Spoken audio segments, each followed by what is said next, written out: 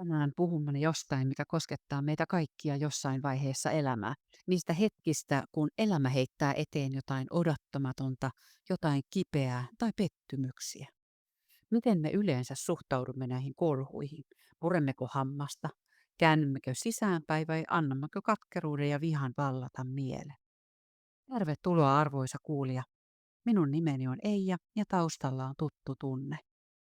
Törmäsin jokin aika sitten lauseeseen, joka tuuletti pölyt pois eräistä nurkkaan unohtuneista ajatuksistani. Lause menee näin. Tärkeintä ei ole se, mitä sinulle elämässäsi tapahtuu, vaan miten siihen suhtaudut. Toinen versio siitä on, tärkeintä ei ole mitä sinulle elämässäsi tapahtuu, vaan miten siihen vastaat. Miten me vastaamme elämän tapahtumiin ja onko sillä oikeasti väliä? Mietipä kuinka helposti annamme ulkoisten tapahtumien määritellä meidät ja mielemme sisällön. Kuinka helposti meihin voi vaikuttaa niin hyvässä kuin pahassa. Työpaikka menee alta tai töitä ei saa. Pienellä korvauksella eläminen on kiduttavaa. Saattaa tulla ero ja sen myötä yksinäisyys. Lapset aikuistuvat ja itsenäistyvät eikä heitä näe pitkiin aikoihin. Ystäviä kuolee tai ystävyyssuhteita vaan loppuu. Tulee selkävaivoja, nivelkipua ja reuma tai syöpä. Jos ei muuta, niin ikääntyessä muuttuu niin keho kuin mielikin. Alkaa surettaa, kun edessä olevia päiviä on jo vähemmän kuin taakse jääneet. Me voimme vaikuttaa vain pieneen osaan elämämme tapahtumista. Suurin osa niistä tulee lupaa kysymättä, yllätyksinä ja peruuttamattomasti. Eikä meillä ole peruutus- tai palautusoikeutta niiden suhteen, ei vaikka mitä tekisimme, mutta jotain oleellista meillä on. Kun emme voi vaikuttaa kaikkeen siihen, mitä elämässä tapahtuu, meille jää silti täysi valta vaikuttaa omaan reaktioomme. Voimme valita, mitä näistä tapahtumista ajattelemme, miten niihin suhtaudumme, miten niihin vastaamme. Se, miten elämäämme pullahtaneisiin epämukavuuksiin ja epämiellyttävyyksiin suhtaudumme ja vastaamme, on kriittinen piste. Tämä oma valintamme ratkaisee, jäämmekö kiinni tapahtuneeseen. Jäämmekö tapahtuneen vangiksi vai pääsemmekö silti elämässä eteenpäin? Pääsemmekö uudestaan ilon ja onnellisuuden puolelle? Päättämällä, miten kohtaamme tapahtuneen, voimme täyttää arkemme ja elämämme pettymyksellä, pelolla, ahdistuksella, voimattomuudella, ilottomuudella, vihalla, syyttelyllä ja lopulta kostonhalulla. Vihaan ja kostoon takertuminen pitää meidät kiinni siinä menneessä tapahtumassa kuin purkan hiuksissa. Se vie kohtuuttomasti energiaa, ellei kaiken, ja jarruttaa tehokkaasti uuden onnellisemman elämän aloittamista. Järpäisyys, negatiivinen ylpeys ja sokea kulkeminen pitävät ihmistä tässä tilassa. Tämä on monelle helpompaa kuin kyseenalaistaa oman toiminnan mielekkyys ja järkevyys. On helpompaa olla johdettavissa kuin johtaa itse itseään. Helpompaa olla ajattelematta kuin pysähtyä miettimään, mitä tekee ja miksi tekee. Sinä olet arvokas ja hyvä ihminen. Jos oikeasti saisit valita, ottaisitko onnellisen elämän? Millainen se olisi? Ja minkä pitäisi muuttua, että olisit onnellinen? Jos oikeasti saisit valita, ja sinähän saat. Me kaikki saamme valita omat ajatuksemme, kun olemme niistä tietoisia. Jos emme ole tietoisia, silloin meitä viedään. Silloin puolestamme päättää herkästi joko historiamme, eli meitä kasvattaneet, tai kumppanimme, kaveripiirimme, ideologinen ryhmittymä, some tai media, jota seuraamme. Minne ajatuksemme keskittyvät, sinne energia kasaantuu. Seuraamalla negatiivisten tunteiden levittäjiä tai asumalla negatiivisesti ajattelevien ihmisten keskuudessa, ne tunteet ja toimintatavat tarttuvat sinuunkin. Silloin toimit automaattisesti samoin, ilman tietoista omaa päätöstäsi.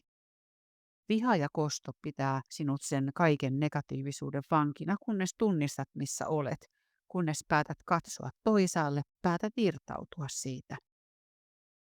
Tunnistaminen mahdollistaa muutoksen alkamisen. Tästä kohta tarkemmin. Mieti ensin, missä tunnelmissa olet, miten suhtaudut elämään ja itseesi.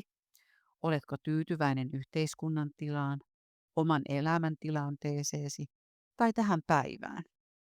Eniten ja parhaiten voimme vaikuttaa omaan itseemme, joten aloitetaan siitä. Tapahtuipa elämässä mitä hyvänsä. Anna anteeksi. Ei heidän, vaan sinun itsesi vuoksi. Anteeksianto ei tarkoita tapahtuneen hyväksymistä tai unohtamista.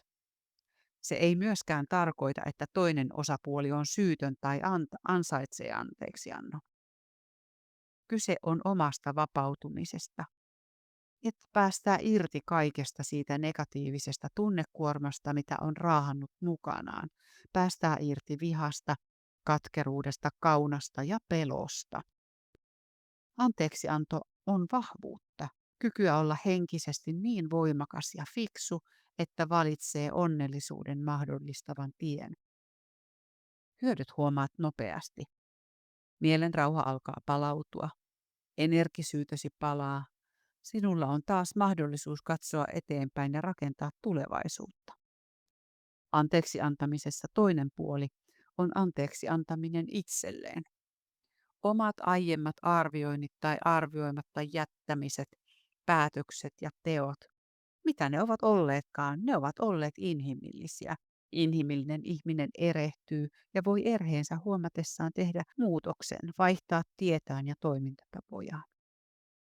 Kolmas hengelliselle ihmiselle tärkeää on usko siihen, että saa anteeksi suhteessa Jumalaansa.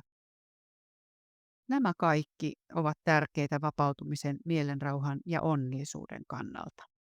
Miten sitten aloittaa matka kohti anteeksiantoa ja irtipäästämistä? Tunnista tunteesi. Ethän tukahduta vihaa tai pettymystä, piilota sitä jonnekin sydämesi tai ajatustesi takavasemmalle pimeimpään nurkkaan.